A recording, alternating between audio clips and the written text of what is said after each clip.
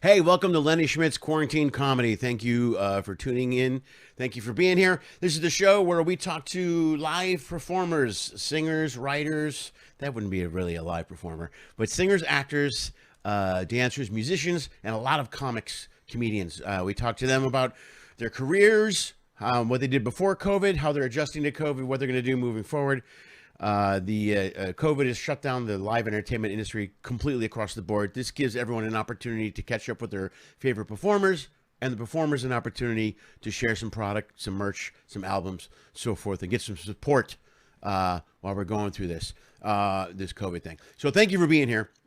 If you enjoyed the show, do me a favor, like the video first. Number one, most important, please like the video. It helps me immensely. Also, share the video if you really like the show. Share the video. Subscribe to the channel. That helps a lot as well. That goes really far with YouTube. It helps us helps me to put shows up and get more attention on YouTube.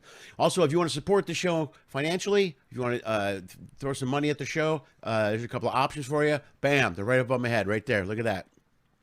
Look at that. You can go to lennyschmidt.com/if you can. That's my website. You can Venmo me at Lenny Schmidt Comedy. And you can join my Patreon page, which I'll talk about later in the broadcast. You can do a monthly fee. You can pay as little as $1 on all of those options. If you enjoy the show, you enjoy the content, the interview, with the white noise, whatever you're doing with the show in the background, you can throw $1 at it, wherever you think it's worth. Just $1. It's simple. Just $1. You have an option between $1 and $10,000. There's an actual $10,000 button on my website. I'm not going to tell you how many people have used it. But it rhymes with the word zero. Anyway, please feel free to throw some money at the show. We'd appreciate it. We don't have any sponsors. The show is totally sponsored by and supported by all of the people that watch the show and some of the entertainers that have been on the show as well. So I can't thank you enough. So sit back, enjoy the show, enjoy today's episode, and we're going to start it right now. This is taped. It won't be taped in a second. This is going to be live. Here we go. Enjoy the show. Thanks for being here. Take care.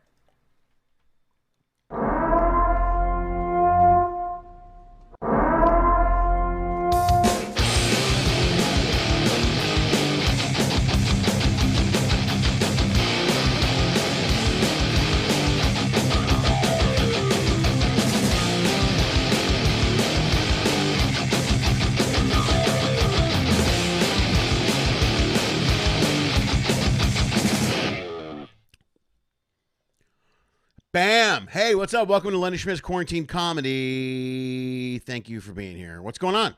How you doing? What's up? Thanks for tuning into the show. I appreciate it. It is a Wednesday night, the 28th, 3 days before Halloween. There we go. Yeah, the opening was taped, Larry Warden. Why are you confused in the taped opening? Hey, there we go. People are chiming in. That's good. I want to always say chiming in. That's annoying me that I say that. First of all, thanks for being here every Monday, Wednesday, and Friday. I covered that in the opening. We're here. We talk to entertainers. We have a great show for you today. First of all, congratulations, Dodger fans. Let's get that out of the way right now. And let's hope they all don't get COVID from Justin Turner. See how that plays out. That's quite interesting.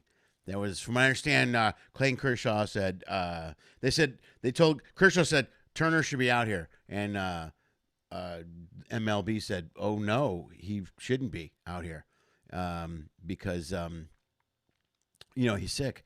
He's got the COVID, and what's wrong with me? I'm drawing a blank."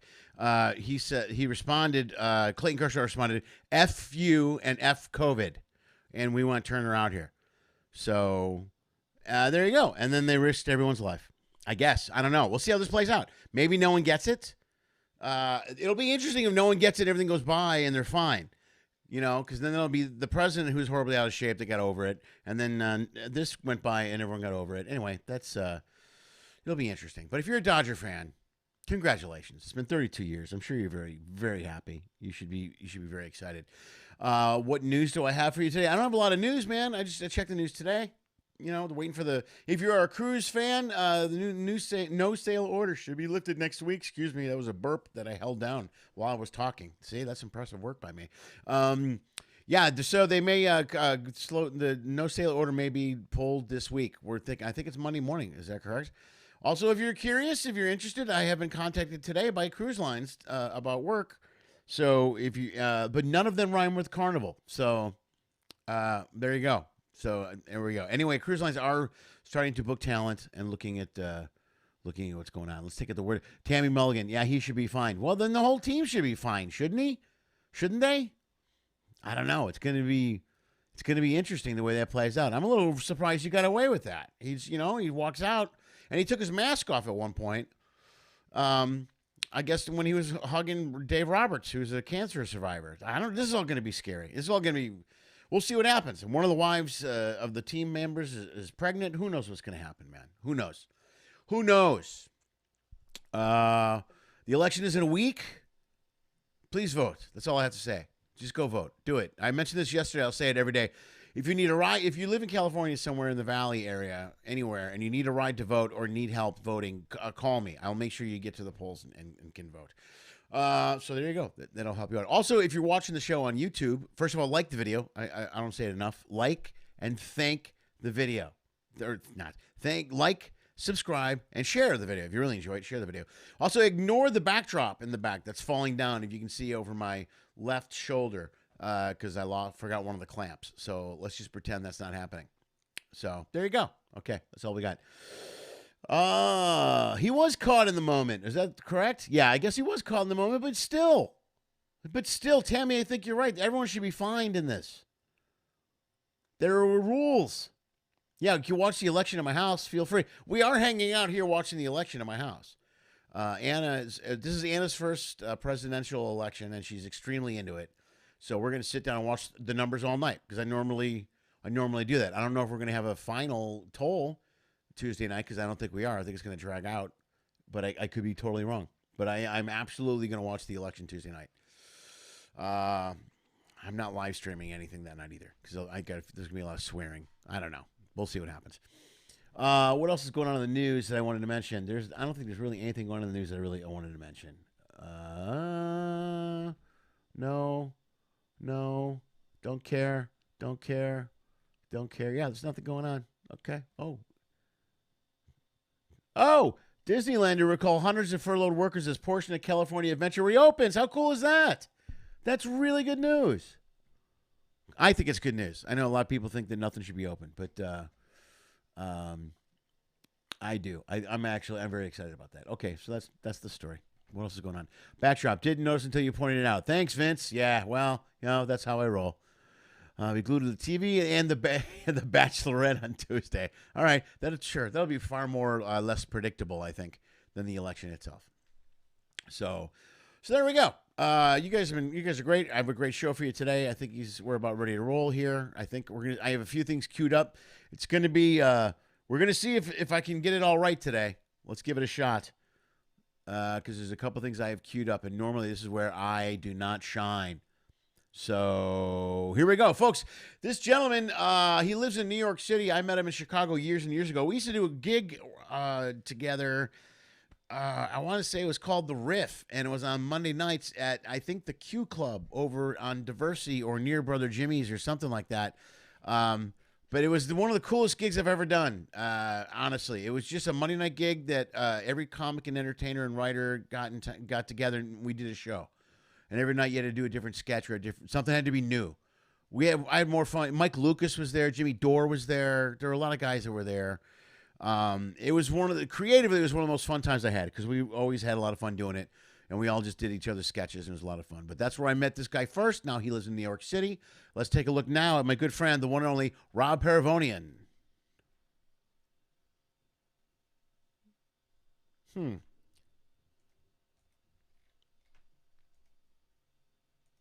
Okay, hold on. That seems weird. Interesting.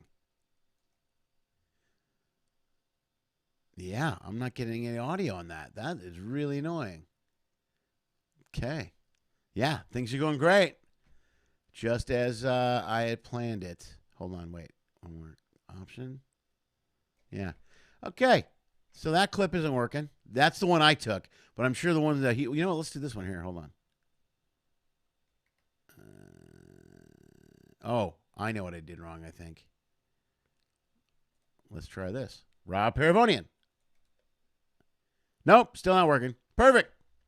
This is going excellent. This is going very well. Hold on. Let's see. Pause here. That was the one that I fed. That's not the one he gave me. But hold on. I'm having trouble.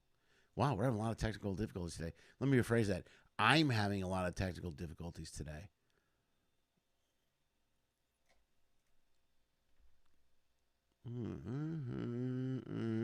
Hold on, we're almost there. Yeah, let's play this. Nah, you know what? Let's bring him out. Let's do that. Let's try to save this by bringing him out, and we'll play the clips he gave me because I know those work. I already checked the sound on those. Here we go, folks. Let's pretend the last 30 seconds didn't happen. Just pretend the last 30 seconds didn't happen. Folks, welcome to the show. Rob Paravonian. Here he is. Look, there he is. Hey, what's happening? Yeah, the show's going like clockwork, man. Not a problem. Oh yeah, it's that AV team you got. Yeah, it's the kids from Westview. That's what all the tech is handled by a bunch of kids from Westview Middle School in Romeoville. That's all right. They're learning. Yeah, they're constantly though. It's been 112 episodes. You think they'd figure something out by now? Idiots.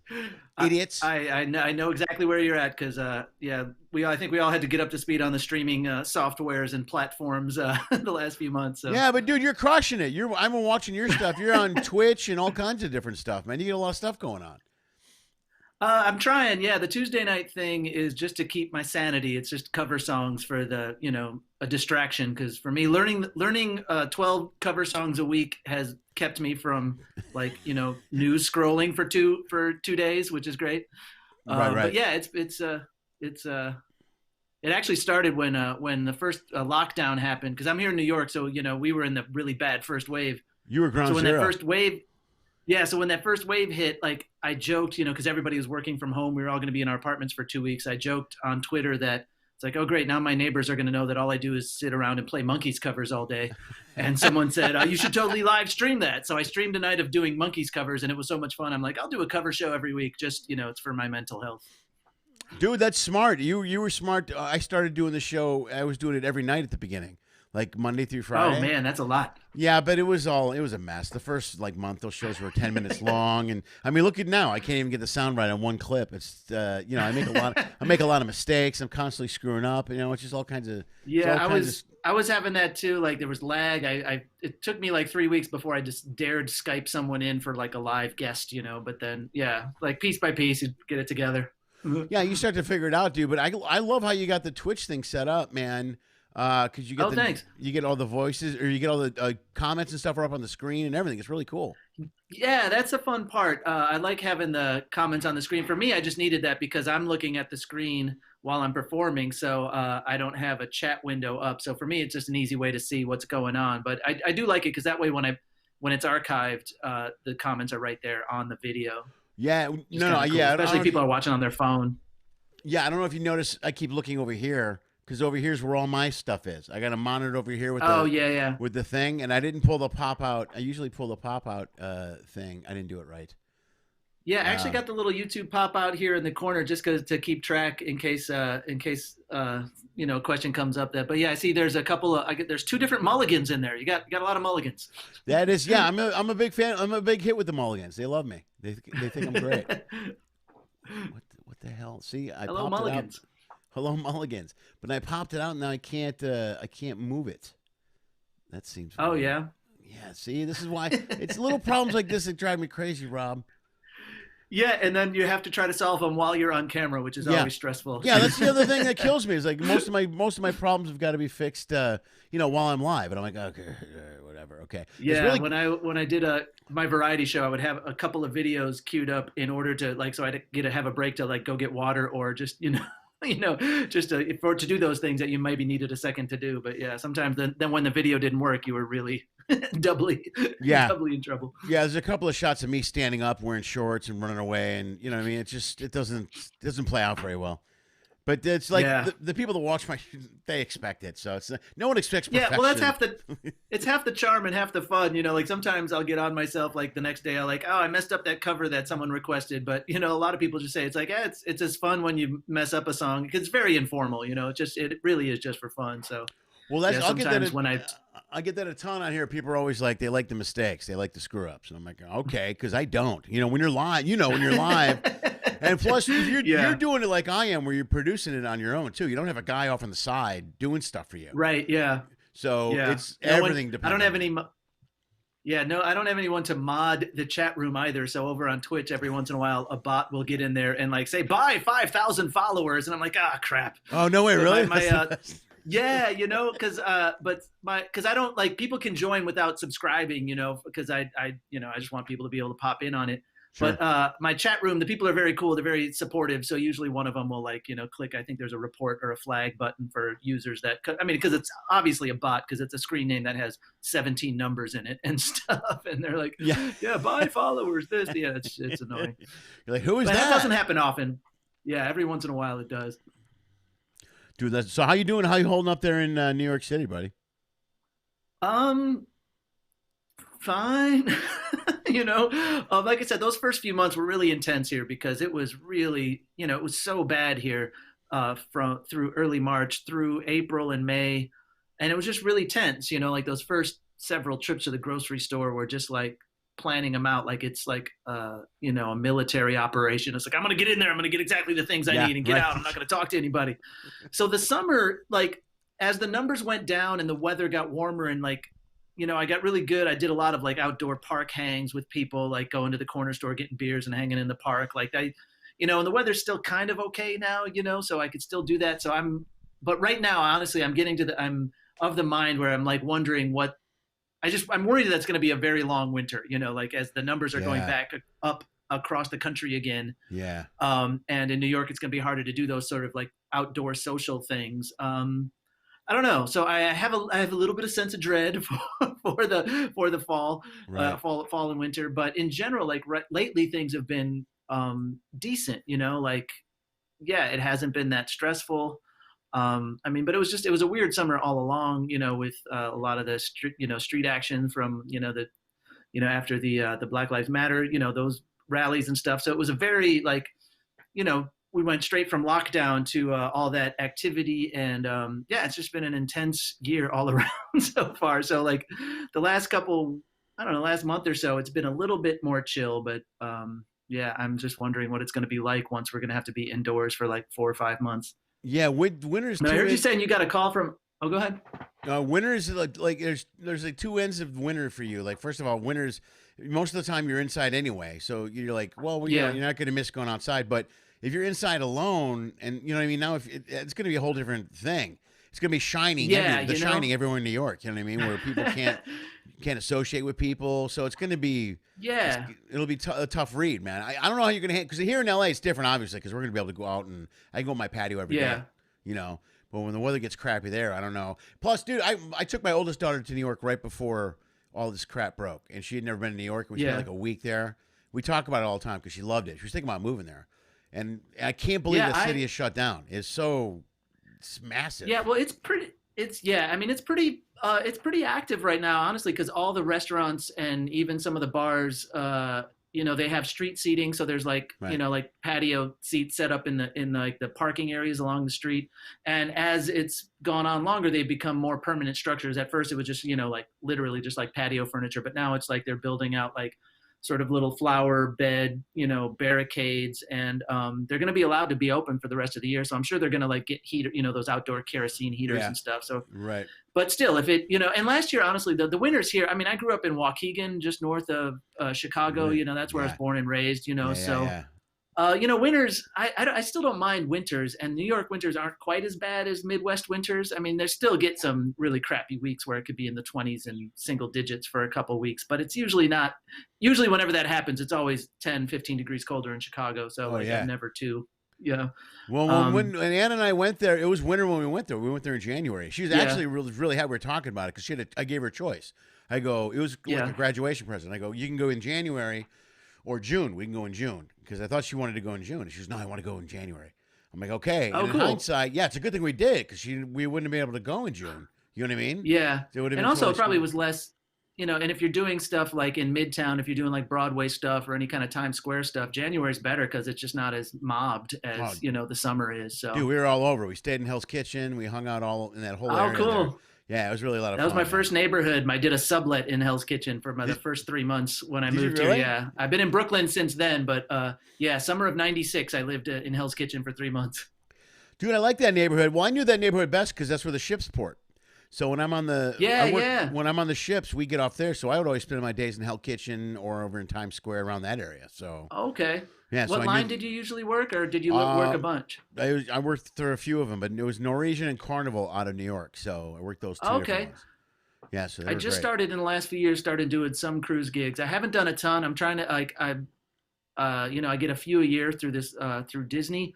Yeah. I've done a few of theirs, and they only have 3 ships, so they don't have like a ton of spots. But I did one that left from New York City, which was great because I took the Q train to a cruise ship, which was hilarious to me. Yeah, And yeah. then got on, and then just leaving New York from that harbor when you go under the Verrazano Bridge, or depending on which way you go out, it's just you get a great view of Manhattan. Yeah, I love it's that. dynamite. It's very cool. That's cool, dude. First of all, you would kill on ships. You'll be a great gig for you. Also, Disney, what a great one to get in with, dude. There, if you do well with Disney, you're set. It was I've really enjoyed it. It's the parents are all about my age or a little bit younger. So Right, right. you have to do a family show. You have to keep it really clean, obviously, but I usually work clean anyway, so I don't really have to change too much.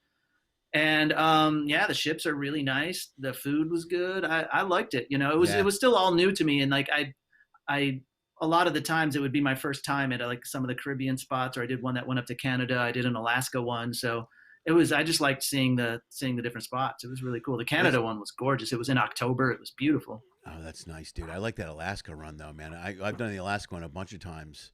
It's beautiful up Oh, there. okay. Yeah, it's a great gig, Yeah, I man. just It's did. Yeah, I just did one, like Juneau, Ketchikan, and Vancouver. Our buddy Mike Siegel, for like 2 summers in a row, just yeah. that's all he did was Alaska, back and forth and back and forth. So one time I had a gig with him in Vancouver, and he knew all the spots in town to get like the best dumplings and Oh free yeah. Wi-Fi spots. That's funny. I went to a pierogi place when I was there. There's a pierogi place in Vancouver or in Oh I'm yeah. sorry, no, BC, Victoria Island. That's where I went to, is Oh, Victoria okay. Island. There's some sort of pierogi place. And I'm like, and I ended up there. Yeah, Siegel. I missed Siegel. I did the Alaska run the same time he did. I missed him by a day in every port. It was like every day. Yeah, we I was like, "Where you at?" "Oh, I'm in Juneau." "Damn, I'm there tomorrow." And it was like I constantly kept yeah missing we him. leap for yeah we leapfrogged a bit too. I think I was in Ketchikan the day he was like one stop away or something. But yeah, Yeah. it's gorgeous up there. Like I'd been to like Anchorage and that part of Alaska before for college gigs, but I'd never done that like southern part. The Right. Ketchikan through Juneau through that was it was gorgeous.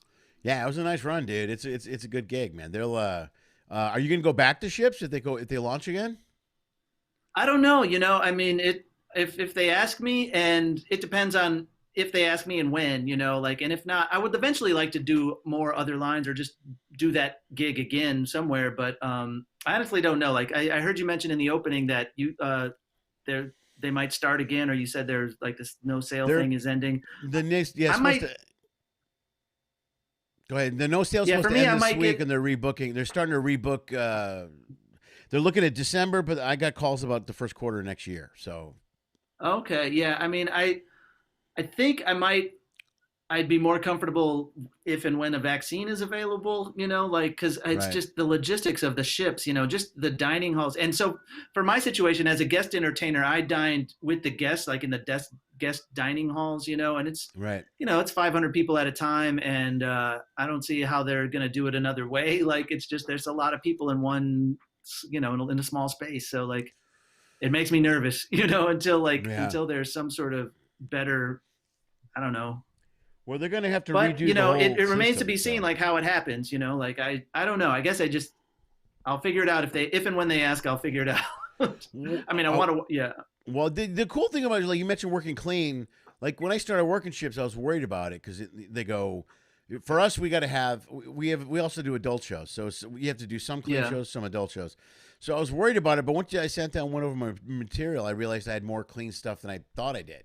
You know what I mean? And Oh, then cool. when Yeah. you perform, and then as you perform, this is after you do it a while, you tend to write or perform clean anyway, and because first of all, marketability is better for you, and Yeah. you have way more opportunities to do stuff anywhere. So that was never an issue. So then that became a market for me, which was working clean all the time.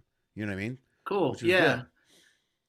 Yeah, for me, I was pretty clean when I started, and then I started doing college gigs early on, and most of them you have to be prepared to work clean. Sometimes you show up at the school and they don't care, but you have to like be ready for when you do Yeah, right. play that school where it's like, oh, it's parents' weekend or it's faculty, or whatever. But yeah, so I sort of started that way. But yeah, like I'm the same way. Like I do those kind of like first night gigs for New Year's Eve and that kind of stuff where it's people want to be able to bring their 8-year-old, and even if the 8-year-old isn't like that into the show, you can't do anything that they don't want their 8-year-old to hear. So if maybe they don't get it, but they might not, as long as they're not. Because the 8-year-old will hear that part. You know what I mean? The 8-year-old won't be into the show, and then they'll hear whoa. Yeah, they'll remember the exact word that everyone else reacted to. Yeah, and the whole room's like, yeah, but that goes with being a seasoned performer, though, showing up and being prepared to do anything. You know what I mean? Like you got to be prepared to go clean. Because I've done a bunch where I go, I got to be clean for an hour, and they're like, oh God, no. They're like, no, do whatever you want to do please do whatever you want to do. I'm like, oh good, and then you're like, then you just go out and then it's just a free for all. Then you have fun, But you got to be absolutely prepared to handle anything they throw at you. That's part of the gig. You know what I mean? So yeah, awesome. Are you getting gigs? Are you getting out and gigging anywhere in town while you're? Are you Are you one of those guys that's in the house, not going anywhere, or are you going out? Well, I go out. Like I said, I'm doing my outdoor activities. My softball team, even though they didn't do the official league this summer, we organized like a fall season, like starting September, October, of pickup softball games. What's that? You guys played softball? Yeah, play every Saturday, because it's pretty much automatically social distance when you're playing defense anyway. So we just don't huddle up on the bench too much, So no high fives or hugs after home runs. yeah, you don't do the high five line after the game with the other team. You just wave at them across the thing. Yeah, and I got a bike, so I get outside a lot. New York is dense, so you could actually do a lot without getting in a car or getting on the subway and. But yeah, so I'm not like completely locked in a bunker or anything. Like I go to the store pretty regularly. I go out. I went to there's a museum right by me, and they opened up a month or so ago. Limited capacity and all that. Timed entry and stuff. And so I'm doing a little bit of stuff, but I'm not yet comfortable doing like a group indoor thing. I've done a couple outdoor shows. Like I did a show up at a campground this summer. There's a campground in upstate New York that I've been playing the last couple summers. And it's the same kind of family audience kind of thing. It's a cool little spot. So that was my first show in like 4 months, and I had to do an hour. So after not performing for like 4 months, I had to jump back into an hour. I'm like, I got to remember my material. Yeah, dude. Yeah. Like I forgot it all. Yeah. But then I've done a couple, like on my birthday, which was in September. I have like a battery powered PA where I just set up in the park, and I told my friends I was going to do a little pop up show. So I've done some stuff like that. Oh, that's pretty cool. But no, like I haven't done. Aside from that gig upstate, I haven't done any road gigs or any indoor gigs now. Yeah, and plus, I guess if everybody's wearing a mask, like the gig I did this summer, people were they were very strict about wearing masks in the audience, but some of the bits I do get, part of the fun was getting people to sing along, and that's like the most dangerous thing you can do, like in a like, when you sing, you like expel your breath, and there's droplets or whatever. Just droplets, yeah, so like, yeah, there was that one, like one of the really bad outbreaks was because people were like had their church choir, because they were all singing really loud in the same room, so like. I feel like I want you like, hey, sing along. Don't just wave, Hum, everybody hum. Yeah, everybody clap your hands. That's a whole new angle for you. Like, everybody don't sing. And you just do the hokey pokey and shut up. Shut up. Turn yourself around and put your mask on and get out of here. This show sucks. This guy's mean. He's so angry. Why? Well, they're not doing any indoor. Yeah. There are no indoor gigs in New York right now, right? There's none of that. No. It's all. It's still weird. It's not defined. Like I heard like some bars are allowed to have like trivia nights, but I think that's still outside. Like it's like outside area. Like, Broadway said they're not coming back till summer next year. So like, I think they're the kind of ones who sort of set the bar. Like after they say what they're going to do, a lot of the smaller theaters say, all right, then I guess we'll do that too. But I think Broadway said it was not going to be till spring of 21 or maybe even June or something. So brutal, man. Yeah. I think it's and that industry is, it's Yeah, yeah. Yeah, I I mean, got that's going to be over a full year. dude. That's horrible. Like, yeah, I got a lot of friends that work stage managers and stuff over there. Everybody's out of, you know. Yeah, all those jobs, stage managers, techs, musicians, costume, like that's a big industry that supports a lot. Even just think of all the cater bartenders, like people who like bartend for their side gig. You know, bartending at a Broadway show is a side gig a lot of people did, and you can make some decent money, but Yeah, those dude, gigs are gone. people don't understand. A lot of people don't really think deep enough to understand the ripple effect of how a shutdown like Yeah. that works. It affects everything from dry cleaners. You know what I mean? If you're busy, or if say there's a guy Yeah. that runs a parking lot, and normally they're busy, you know, because there's shows. Yeah, Now, just coffee shops in the neighborhood, restaurants, the hotels. Like, I They're mean, all it's a big crushed, industry. yeah. They sell more tickets than all the sports teams in town put together. You know. Yeah. No, Yeah. and their shows are all packed. I mean, when you know, it's amazing. I mean, I was there, and you know, the week we were there, we were there the Sunday afternoon matinee shows, and every theater was Yeah. packed. People walking around, stopping by for coffee and lunch and brunch and all kinds of stuff. You know what I mean? What did you guys see any shows that trip?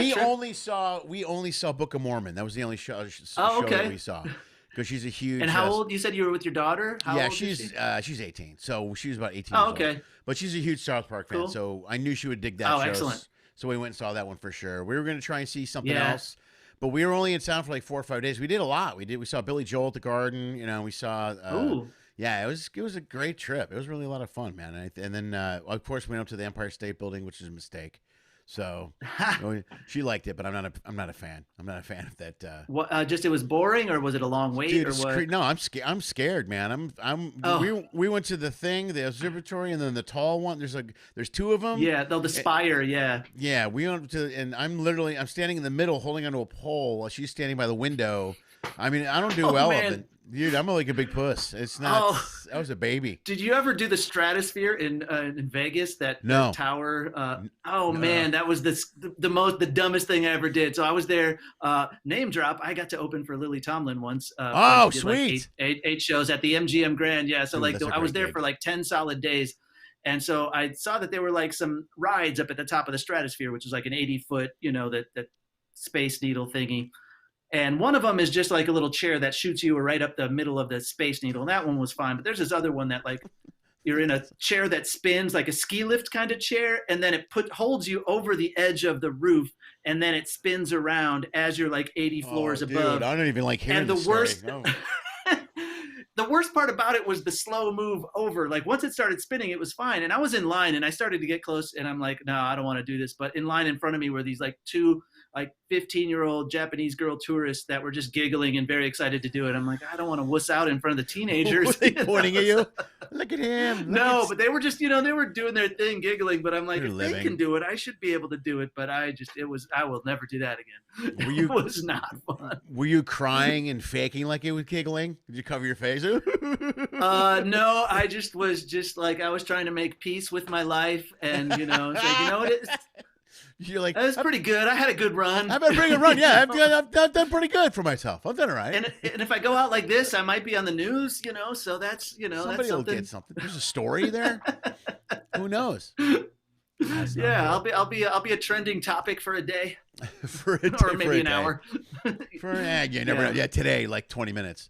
Yeah, Yeah, I do a joke about like they used Go to say you're going to be the flavor of the month, and I'm like, oh, a whole month like now that would be brilliant. That's a career. Are you kidding? I would take that Yeah. right now. I would take a whole month of Yeah. people talking about me. You would get Trust me. signed and then dropped from William Morris if you were like a TikTok star for a month. Like within 28 days of fucking full Yeah. circle. You know what I mean? Yeah, I'm somebody. Looks You'd like I got sign, a you get couple of development meetings. deal, it would go south. Yeah. 29th day, you're repacking your car. You haven't even unpacked your car yet. You're still packing it back up. Okay, well, all right. Well, I gave Hollywood a shot. That worked out pretty well. Guess I'm leaving. Right. Now I'm going to write my memoir of this month. My memoir, which is just a tweet. See, everything's changed these days. Your memoir could be a tweet. My career lasted 28 days. Hopefully it's at least a thread. Yeah. Maybe somebody Memoir, comments 1 or, of 10. comments or shares it. Continue thread. People are like, no, click, delete. Damn, come on. That's my whole life. It will take you 40 seconds to read that thread. Why not Right. do it? I'm somebody. I worked a princess ship, the one they just sold, the Love Boat, the new Love Boat, the second Love Boat that they Oh, just yeah? sold. Yeah, I worked that ship, and they have on the upper deck they have a walkway around the back of a bar, which is it's a hallway, but it's made of glass, and it goes out over the Okay. water. So when you Oh can, my. yeah, you can walk. I'm like, oh, this will be cool, and I got like 4 steps in. I'm like, this is not cool at all. This is not. Yeah, because it's probably what, like 10 or 11 decks up or more. Well, yeah, because and which is like 14 stories. So you see the ocean down there, thrown Yeah. around, and waves. And I'm always thinking of propellers and bad things that can happen. And I'm like, I gotta get out of here. So I don't know why Giant squid attacking. you wouldn't even live to the squid. You would fall, you'd go through the prop, and then you would be squid food. That's what would happen exactly. It'd be quick. Dude, let's show something here, man. I got a couple of clips here. I'm pretty sure. Let's. What do you want me to start with? I'll let you make the call, man. I got 2 things from you. They're both hilarious. What are we gonna go Oh, with? thanks. Maybe how about the music video? I did that was the one thing I really accomplished in quarantine, comedy music wise, Okay. was the the fire Comedy. escape Dude, video. it was first of all really well shot together. What did you shoot it on? Can I ask you? Is it a phone or no? I have a Sony A6300 is Okay. the camera that I use, and then my friend, she lives down the street, and I joked on like a group call that I was going to shoot a video on my fire escape that day, and she's a really good photographer, cinematographer, and she said, if you want, I'll while I'm out walking my daughter, I'll take. She has like one of those Canon like 5D or 8, one of Sure. those super fancy ones. So she's like, I'll get some shots from the ground. So any shot that's not on the fire escape, she took, and she got some really good shots too. Cool. So All right. it definitely helped to have that extra camera. Dude, it was nice to have the extra, like, call it B footage, call it whatever you want, because there's a couple shots of a jogger going by. It was very good. It was good. All right, man. Here we go. Let's hopefully I don't screw this up. I think we're good, folks. This is a Fingers crossed. Fingers crossed. Here we go. This is a little music video by my friend Rob Paravonian. Here we go. Yes. Well, the beach is closed, and I need some sun.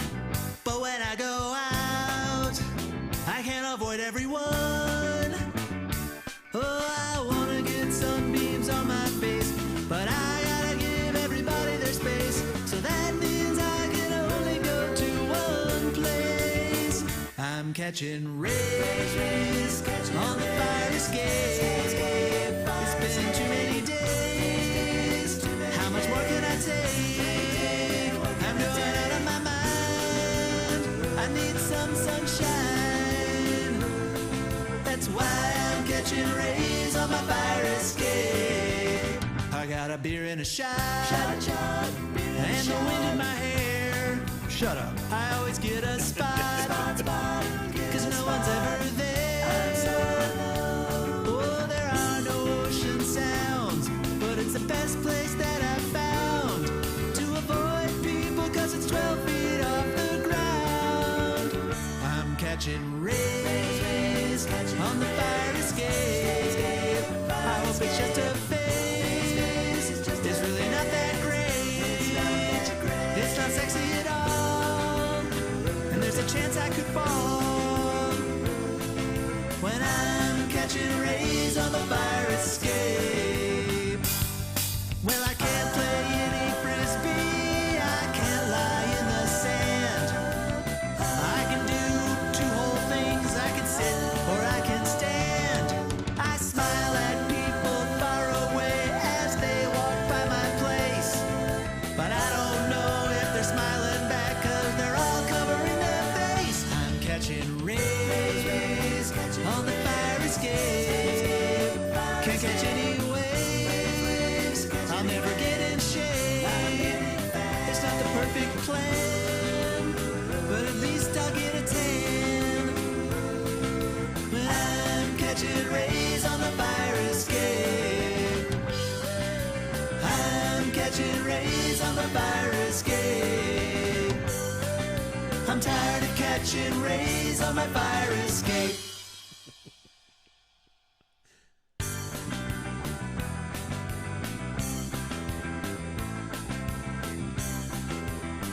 Wow, look, you gave second camera credit to your friend Phoebe. How classy is that, dude? Oh Very yeah, nice. Dude, right on. It helped a lot. It really helped the editing process too. But yeah, that was I think April, like the second week of April or something. That was So it had been about like 3 or 4 weeks of quarantine. That was early on too, man. I know. Still had 6 more months. That's when I thought it was going to be over by like, Memorial Day. I realized. I swear. I swear. I thought by Labor Day we'll be good. By Labor Day we should. Yeah. All things like, are they going to play football? Of course they will. They'll be fine. Everything's going to be great. Oh, it's so far away. Yeah. Here we go. Now here we sit. Dude, the video's great, man. Nice work. I like it. Oh, thank you. It's awesome, man. It's good. Yeah, so I can't remember. She had like one of those fancy Canon cameras, but I have a Sony A6300, which I really like. I just got it like a couple years ago because I do a lot of still photography with it because I like to take pictures when I travel. So. Oh, dude, that's great. I just got I got something new. What'd you use to edit it? Did you use software? What did you use to edit it? Yeah, I think on that one I did it in Final Cut. I was a Final Cut guy for a long time, and I'm up to speed on Premiere, and I use Premiere when I have to do a lot of like motion stuff like in After Effects, because when I do like lyric videos and the words move around the screen, I do Premiere. But that was done in Final Cut because I'm a little faster in Final Cut. What about you? What do you edit much? Well, I haven't been editing much lately, but I use Sony Vegas is what I use. Oh, okay. Like an MC one, but I'm a little frustrated with it. It seems to freeze on me constantly. I'm always having some sort of problem with Sony Vegas, and I don't understand. I don't understand why or what it is. What the hell is going on here? I'm trying to find these other. Okay, all right. But yours is good, dude. It's well put together, really good. It's a nice job. Are you? Is it all on your YouTube page? People can also at the end of the show in the bio. I put all your information, man. So they should definitely go. Cool. And you get a lot of subscribers, dude. You're like, how do you get all the subscribers? I have like 200 subscribers. No, 250. Well, 250. In the early days, I had a video that was pretty big in the early days of YouTube. So like way back in 2006, like I had a video. It's called the Pachelbel Rant, and then that kind of went viral in the early days of videos going viral. And it still gets passed around a lot. So it's interesting though. Like, so I do have like a high subscriber count, but whatever the algorithm does, like I don't like if I post a new video, it doesn't always get like I think that video you just showed maybe has 1,000 views on it, even though I have like 20-some thousand subscribers. And I think it's just the algorithm doesn't feed them my videos. And because I'll still get like every once in a while I'll get a comment on a new video. They're like, oh my gosh, I haven't seen anything you've done since 2008. I'm so glad you're doing things. I'm like, I've been doing things since, but it just, Where have you been? I'm here, damn it. Yeah, the algorithm hates me, apparently. Yeah, you would think you're a name that would pop up. There's not a lot of Rob Paravonians out there. You know what I mean? Like if you Google I am easy to track down in that respect. Yeah. But yeah, so and like YouTube's always tweaking their things because like there are some people who are really good at gaming the algorithms. Like, oh, the algorithm's looking for like longer videos, so they start making longer videos. And the algorithm's looking for this or whatever's a trending topic. So I never got like that deep into all that like sort of optimization that some people are into. And it's like for me, it's just hard enough to come up with an idea that I think is funny and then execute it. Like to worry about all that other stuff is just too distracting, Well, plus it does like it does with me. Like when I first started, mostly the last few weeks, I babble a lot. You see how I put 4 sentences together in one? I do that a lot. I'm like, you know what it is? My mind moves faster than my mouth, and my mouth tries to keep up. And then but early on, I was doing a lot of different stuff, and I was doing a lot of different videos, and a lot of different shorts, and a lot of different stuff, and a lot of clips and stuff like that. And I found that I spent a lot of time looking at the optimization and trying to get my followers up.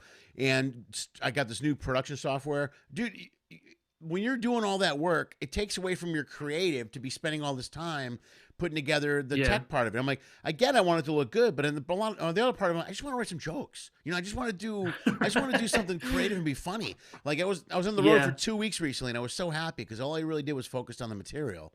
And it was just fun. Yeah. It was fun to go back to just writing and creating because I would literally spend 2 days going through my camera, watching some tutorials, shooting a test video and editing it and putting something up live and testing it all. It's been relearning a whole new process right now, which has been really confusing. And I'm not good at this stuff anyway, so. Well, Matt, that's cool. Like, where did you go? Because I think, one of the reasons I haven't been writing so much lately is because I think it's hard to write when you're not performing regularly because your mind, like for me, my mind is just not in that, right. Doesn't have that rhythm. It's just, I don't know. Like the more I perform, I think I write the most after a bad set. Like I have a bad set and all of a sudden my brain just starts like, firing off as many ideas as it can. I don't know. Like I know. I do the same thing. But I get a bad set and I get up the next day and I'm mad. I'm like, I'm literally angry. I'm like, well, fuck, I'm not going to. And you're like, oh like, I've been doing this a while. I know what I'm doing. And you get all, you know what I mean? So I'll do that. I was in Wichita and Oklahoma City for 2 weeks back to back. Okay. So, and I booked those months ago. You know, I booked them, you know, way before the year started. And they just happen to still be in the books, and they happen to be opening up. So I happened to go out there and do the gigs. But you're 100% right, because I'll write as much as I can, or I'll write when I can. And I'll do live, I'll do Zoom shows, like Zoom shows and stuff. But it's not, first of all, I'll do them just to get material out and try. But it's not the same. There's a whole different rhythm about performing live, man, which is different. Oh, yeah. So, and once just that's like gone, feeling that. Yeah.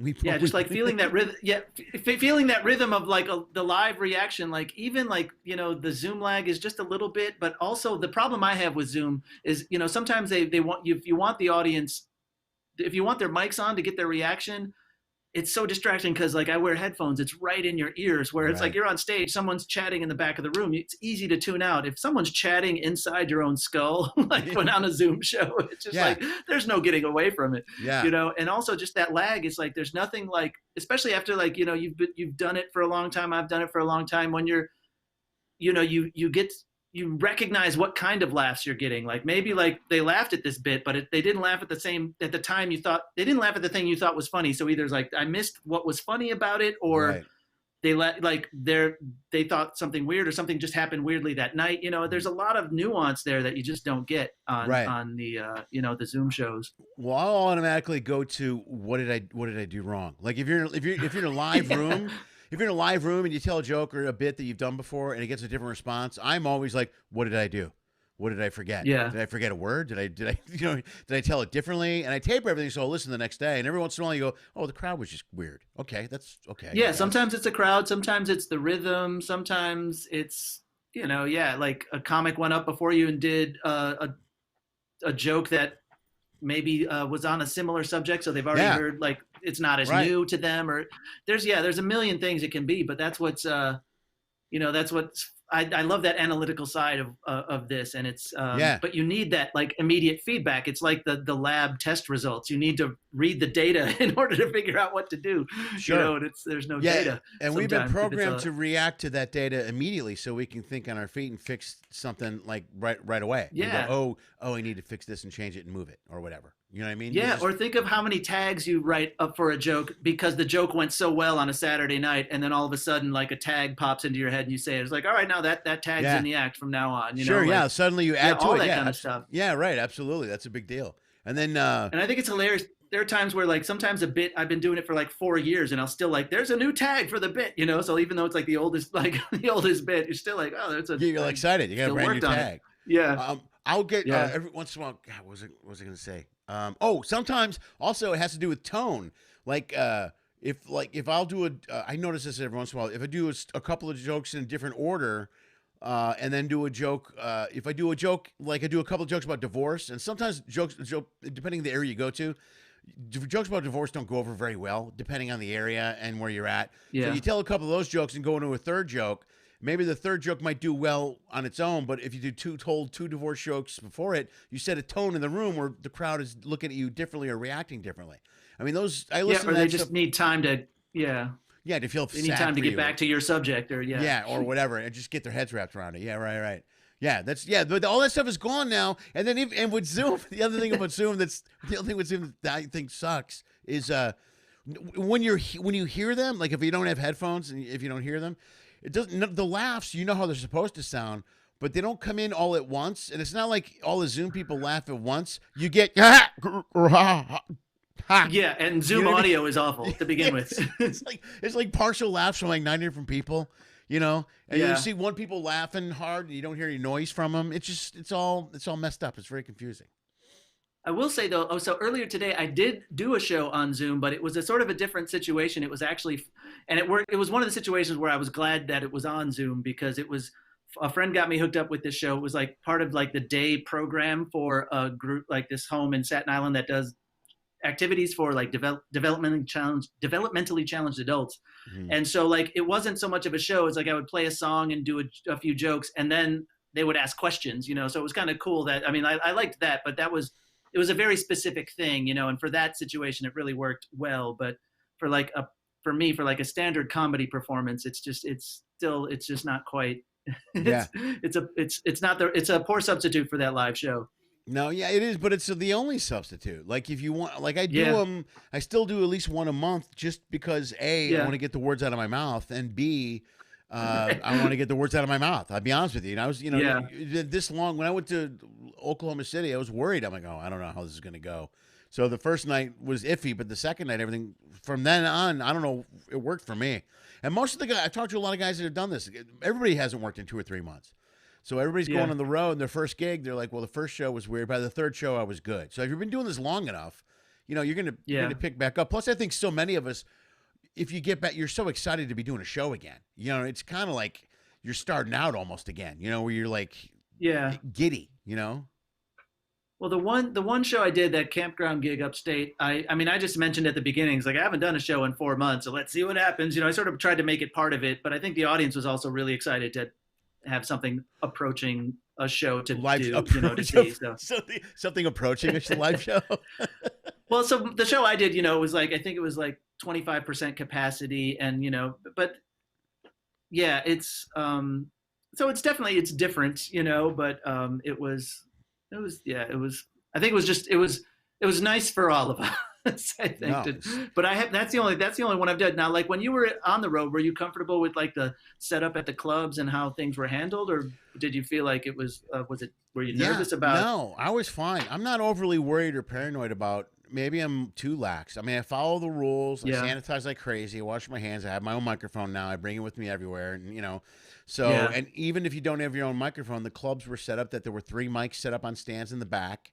So Cool. each, the opener had their own, the feature had theirs, and then I had mine, and they would put them up, and then everybody had wipes. I mean, it was, they follow, and every state has kind of their own rules that you have to follow as far as distance for live entertainment. Like Little Rock, I didn't do Little Rock, but I guess they're doing 14 feet away from the stage, something like that, 12 feet away from the stage. You can't be within 12 feet. And Oklahoma City and Wichita were 6. So so there was nobody in the front row, but I felt fine. I felt really good about everything. It was fun. Cool.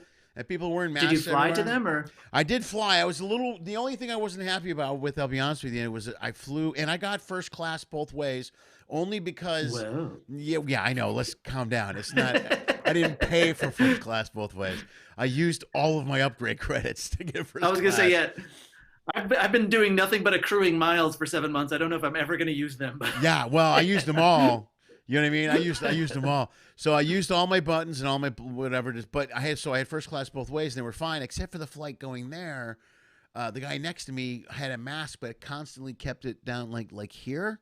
And I was on the plane, dude. I was wrapped up. I have a Chicago. I have one of those hoop things, like a sleeve that you wear around your face. Oh, the gator things. Yeah, that's it. And mine's like the Chicago flag, so I bought it from online. Oh, cool. It's cool looking Chicago flag.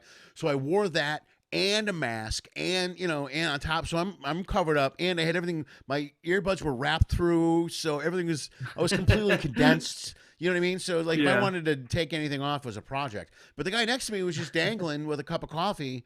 And I almost said something to him twice, dude. I almost went, dude, let's go. Put the mask on. Because he's playing while I'm drinking my coffee, and it's a 3-hour flight. And you're like, dude, come on. You're not drinking a 3-hour cup of coffee.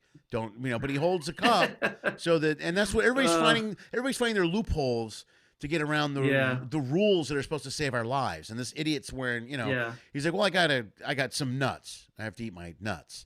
And I'm like, no one has to eat airplane nuts. No, I should have thought of that. It'd been hilarious. No one has to eat them. Let's be honest, please. How many bags of those do you have laying in your suitcase right now? Don't tell me that you need time to eat your nuts. But I was a little more surprised that the flight attendant didn't say something to him, because they've been pretty strict about that lately. But they crammed us in, dude. They crammed us in. There was no middle seat crap going, or there was no empty middle seat. I flew American. And they haven't been real strict about that. And I guess Southwest starting this weekend is going to eliminate. No, you flew American. I flew American. I flew American. I had a MAGA hat and everything. You got to wear a MAGA hat. American. They're very strict. That's why the guy was wearing no mask. I didn't want to get into it. It was a whole thing. Yeah. I don't have to deal with the freedoms and bullshit and, I'm an American, Fifth Amendment, whatever amendment it is. What's the mask amendment? I don't remember what it is. The mask one, 35th. There's 35. The 35th Amendment. There will be. And you're West Coast now, right? Yes. Yeah, California. Oh, okay. So how are LA. people out there? Like New York is pretty good. Like I think because we went through it so bad early on, most people are good about masks. Some neighborhoods are not, but we're really good about general, most of us are pretty good here, man. And they're still pretty strict with a lot of lockdown stuff here. So they just opened barbershops last week, I think, and nail they hadn't been salons. open yet? No, and gyms are still not open. So there's interesting. It's weird how it's so different from place to place. I think they just opened gyms here like within the last couple of weeks. I'm not going because that's a place where people breathe heavy, and that just seems weird to me. Yeah. But we did have some neighborhoods like they were going by zip code. Some neighborhoods the numbers were going up, so they closed them for like a couple of weeks, but then they were going back down, so they reopened. But I don't know. I'm cool with the rules that have been in place so far. They seem to be. I mean, because people saw what happened in New York. We were so high, and then it went down, and it stayed down for the most part. So right. Seems like it's working. I don't know. Well, Chicago shut back down again. The suburbs of Chicago totally shut down, and Zanies and Rosemont just closed again. And oh man, Zanies in Chicago is closed this weekend. I don't know how long, or for how long they will be closed, but. And then in Europe and Germany locked down this afternoon. Yeah, I heard that. That's crazy. Oh, I heard in your opening you mentioned the Riff show that we used to do on Mondays back at it was at the Q Club. Yeah, was that the name of the club? Dude, they was one of the best changed names ever. A few times. It was Q Club, and then it was called Philosophers for a minute, and then a guy named Kane Collier had a show called The Elevated there for a long time. That was another good place to do new material. But yeah, that was like Mike Lucas, Mike Preston, and the guys from Ectomorph. Gideon Bailey was there. Yeah. And I've talked to Bart every once in a while. I haven't talked to Jim ever again. He disappeared. But Bart and Darren I talked to Darren recently. Yeah. Yeah. I just sent Darren a message about doing the show actually a week or two cool. ago. Yeah. But God, I loved Ectomorph. Those were great times in Chicago. Those were some cool. It was it was a new material night. So it was really fun as a comic to have that space where, especially because there were a lot of other comics in the crowd, it's almost like, like when a bunch of skateboarders get together and try to work on new tricks and stuff. It had that kind of vibe. It was like supportive, because it's not the audience where you're being paid to entertain them. It's like, we're working on new stuff, and we're kind of like, I don't know. Yeah, it was a good energy. It was fun, and I thought it was a great energy, dude. I think it was on Monday too. Also, Monday night was 10-cent chicken wing night over at Brother Jimmy's, which is only a block away from there. So I used to go to Brother Jimmy's, and I used to go over to the Wing It Up. Yeah, dude. Yeah. But and Lucas was great, dude. And then I did Lucas's radio station out here when he was on KLSX for a while with Gretchen. Oh yeah. Before he left here, I did, and we used to do. Dude, and he kind of did some. Mike was always kind of ahead of his time. I think Lucas was like kind of ahead of his time in a lot of ways, but because that radio station, he did a lot of characters. Like I would do the show and then leave and go in the other room and make a phone call, and pretend to be someone else, and we just did a lot of weird stuff on the radio. It was just great, man. It was just cool, fun, creative stuff that we just kind of messed around with. That was great. Awesome. Yeah, but that Riff was really so much fun because that was the only thing was everybody had to bring something new. And I remember spending all day that Monday. Was the rule. Yeah, it had to be new. You were bringing something. Everybody brought in one thing, and then you would do some of it. It was a sketch. It was whatever it was. It was interesting. It was a good time, man. There was one thing where like we'd get a line from the audience, and like next week you had to do something with that line. Oh, that's right. We all took the suggestion. I forgot. One of the songs I wrote that I kept in my act was someone said shouted out, "It's not my fault." So I wrote a song called "It's Not My Fault" that I kept. Other people did monologues. Somebody I think wrote a sketch. But yeah, it was super fun. Yeah, it was really cool. Yeah, again, like you need that sort of energy of the group dynamic helps like feed that, Yeah, and it was so something like that was always cool because everybody was so into it, and you wanted to see what the other person wrote, and you were, every little bit, every screw up was funny. Session. Yeah, it was great. It was. That's exactly what it was. Like jazz. It was like comedy jazz. That's basically what it was, man. That's all right. Let's play this other thing, man. I want to see if I can do this without screwing it up. Hold on. Oh, this is the fake commercial? Oh, no, this is real. I thought this was real. Oh, no. Okay, hold on. Here's a little more work from my friend. This is a little more work from Rob Paravonian. This is a new product he's got on his website. You can buy it, I think, if you go there and check it out. Are you one of those a-holes who says that no hot sauce could possibly be hot enough for you? El Inmolado will shut you up permanently. Made from a proprietary genetically modified Naga viper pepper, into which we have spliced the DNA of a capsaicinoid ancestor from the early Mesozoic. That is the pepper that killed the dinosaurs. It is the hottest sauce theoretically possible, registering 53 million on the Scoville scale. It contains a neurotoxin that will change your perception of pain, so the burning lasts long after you've cut out your tongue. El Inmolado, illegal in 17 states. El Inmolado invalidates every health insurance policy in North America. El Inmolado is the last hot sauce you will ever try. El Inmolado, sacrifice yourself to the flavor. Whoosh. Whoosh. Oh, dude, that's the best. I love it. That's just one of the most ridiculous things I've done, but it's one of my favorites. That year, so the 52 sellout in 2016, every week I did a different jingle for a fake product. So that was a hot sauce. No way. So you should have a whole album of those. I do. Well, yeah, I guess I could put them out, but like I have the playlist on my YouTube page of like it was one of those like New Year's resolutions that I actually stuck to. Like I started at the beginning, like so I need to do something weekly. So like let's do a fake commercial jingle. That'll be fun. It'll only be like 30 seconds or a minute. But of course, it's a ton of work. Like that was all done. Dude, like, that's with a lot After of work, Effects and dude. graphics and stuff. People don't realize how much work that something like that is. You're like, I want you to go. Yeah, because I recorded. Good. Yeah, I recorded all the music and then did all the video. But yeah, it was a fun year. I even still like it's one of the few props I kept. I still kept the little bottle just because I liked it so much. Dude, I love it. That's the best. So yeah, El Inmolado, the last hot sauce you will ever try. Ever. I love it. It's illegal in 17 states. I feel like I should be doing more of that kind of stuff during this time, but I haven't been as motivated. Like the cover show I like because learning covers, I can do the music side of it, but it's not, it doesn't take that as much creative energy. And that's the one thing. It's like, if this goes on through the whole winter, that's the thing I got to figure it out. It's like how to get back the creative drive, that just motivation to do stuff like that. You know, I don't know.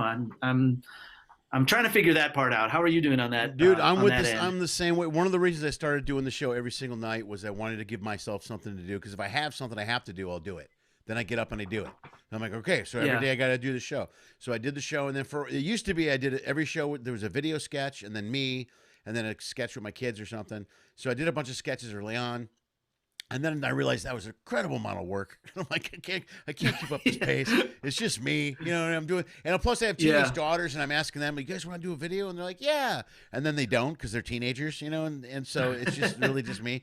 But I got to notice, I think it's a long-term, dude, I got to think it's, I think the repercussions of not being able to perform in front of a live audience has got more of a negative effect on all the performers than I think we realize. Like you were talking about being more motivated to write when you work every night. I'm the same way. I'm excited when I'm excited when I have good shows. And then when I have bad shows, I'm angry and I push myself even harder to get to fix it lights a fire under your butt. Yeah. So I think after 7 months and I'm the same way, dude. I should sit down and write. There's a lot of things. I finally got this software taken care of, and I got a new camera, and I'm like, I can shoot some videos, but I got the motivation part is not there. And I think it's a psychological effect that this whole shutdown has had on performers because we can't perform. I'm doing this now 3 nights a week just so I keep doing it 3 nights a week. You know what I mean? I cut it down because I'm like, I can't do 5 nights anymore. Because also, dude, I'm running out of money. I got to go work. You know, I'm doing Uber Eats. I'm doing side jobs. So now I got to work besides doing the show. So now I cut this down to like 3 days a week, and but I'm trying to keep it 3, so that helps keep me motivated because this motivates me somewhat. Yeah. But I'm forcing myself to, and I like doing it, but I don't know. It's weird. I know what you're saying about the motivation. It's not the same. I think it's a long-term effect of not being able to perform on a regular basis. That's what I think. Yeah. I would have to agree because, like I said, those first couple months when I thought it was going to be a shorter thing, like I was doing stuff. I was keeping it active and kind of also like it was new. So like when I was, in addition to my Tuesday night cover song show, I was doing a Saturday night variety show because in New York I host a live show once a month. It's a comedy music variety show, and that was where I would do all my new material because I was the host and I would have other comedy music guests on. But it was a place I would always try out new songs. I would riff with the audience, which is something I don't do when I do like a 20-minute set. I'm doing my own thing, you know. So when I'm hosting a show, I riff a lot more. Right. So at the first few months, I did that every Saturday. It was the same kind of thing. I was hosting a variety show, having guests Skype in, but I just, I lost the drive to do that. You know, those first few months, I was writing material about the shutdown and about stuff because it was new and we were all kind of in it together. And then, you know, like a lot of states started going the different ways and it sort of lost its sort of collective vibe, you know, and also it just got old and got scary and annoying. Yeah. So. Yeah. And states like Wisconsin didn't even care anymore. You know what I mean? They don't even pay attention. Oh, to yeah. the They had rules. like their whole Supreme Court said, like the governor said, we're going to shut down. And then the Supreme Court said, no, you're not. And then, But look at them now. It's been a poop show. Yeah. They're in worse shape now than anybody is. That's the biggest story in Wisconsin is COVID right now. It's a train. Yeah. It's and all those it's weird. It hit a lot of the country in different at different times, you know, because the summer was Texas, Florida, and Arizona, and you know here in New York we were like the first wave, and it was really, really bad, and then it's starting to go up a little bit here, but our numbers are still better than most of like a lot of other places in the country, which is as much as they even say it's like our numbers are going up, and then you look at the charts of all the different states, you're like, yeah, but holy crap, look at North Dakota. North Dakota's messed up right now too. Well, our numbers are really good. Our numbers are kind of balanced off, and maybe it's because we're still shut down so much. I don't know. Yeah. I don't know what to think. There's 21 states that are in real trouble right now, I guess, or whatever. But yeah, there's a lot. Yeah, it's spread out. Well, whatever this is, whatever the second wave it is coming now. See, another reason I think early on, like in April, like when you did the commercial and stuff, it was all new, and anything new to a performer, you're like, well, let's talk about it. Let's write about it. Let's do whatever. And for a while, you're like, this is great. You're talking about this, and you're experiencing different things. But then I think as time went by, and now we're at a point where it's not only is it dragged on longer than we thought, when I look at the calendar, what's going on, it could drag on even longer. And I'm like, now I'm like, oh my God, this could go on till spring. You know, we're seriously looking at things like second shutdowns again and serious quarantines and stuff. And man, that doesn't do well for your motivation either. You know what I mean? Right. And also, I don't know if you're like me, but I actually write a lot when I travel. And I think part of it is like you're stimulated by new environments, and I stimulated just by like the motion, like moving around, but also, you know, when being on the ships, I loved it because like it was a break from the news, and it was, you know, like there's just more time to, there's sort of like, it's like mowing a lawn with no distractions, like your brain just wanders. Yeah. Or when I first started going on the road doing college gigs, those long drives, I loved it, man. Sometimes I wouldn't have my radio on for hours because the mind just wanders. And I think at that time I came up with all my material just on those long drives, like I-80, I-90, through the plains. And, you know, so I don't have that, you know, you'd think like, I don't have as much, I don't know, maybe I just need to sign up and find a place where I can mow lawns or something where I could just, you know, just for an hour, just do something that's like kind of mindless, but also it's something that takes up enough brain power that you're not looking at the news or texting or something, you know? Well, dude, you know what's kind of helping me is, honestly, is I know I'm doing the Uber Eats and the food delivery thing. And this is like the fourth time in my life that I've been delivering food. I did it when I was a teenager. I did it when I was a struggling actor. But this is the fourth. It's also the third time in my life that I'm like, I can't believe I'm delivering food again. This is the worst. However, one of the reasons I like delivering food is it is mindless work. And I'll drive from 10 till 4 in the morning. I'll drive around. There's not much traffic. I'm just paying attention to where I'm going. Sometimes I'll listen to a podcast. Sometimes I won't listen to nothing. But you're alone. You're alone with your thoughts. Yeah. And in that, you're in your bubble. Yeah. So it's kind of worked in my favor. So that's one really good thing about Uber Eats, and one of the reasons I've always gone back to delivering food, because I can get back into a car. I didn't realize this. I thought about it when I started working ships, about spending time alone. And a lot of people don't work ships because you spend a lot of time alone. It bugs them. But when I got on ships, I realized I spent a lot more time alone than I thought I did, and it's not that bad. I'm okay with it. You know, I'm kind of used to it. Yeah, well, that's why I think as far as sort of the logistics of the shutdown, I think comics were we were a little better situated just because we're used to having a non-structured, lifestyle, Sure. and we're used to like entertaining ourselves. Like when you're on the road, you're doing a couple of clubs back to back, and you're in the hotel by yourself all the time, and you have like your 2 off nights that you have to find something to do. Yeah. I don't know. When I was on the road, there were times where I felt like it was being an astronaut because I'm in I had a Honda Civic, a 95 Honda Civic, which looks like a space capsule anyway, Wow, you It's a little really thought this out. Which I loved, but I was like, Sure. this is about the size of like the Apollo command module. I think I could have done that gig, 8 days flying around in space. They're like, what are your qualifications? Well, I did a bunch of gigs in North Dakota. I worked for Yoder for 2 months. Dude, you're Oh, hired. man. Go.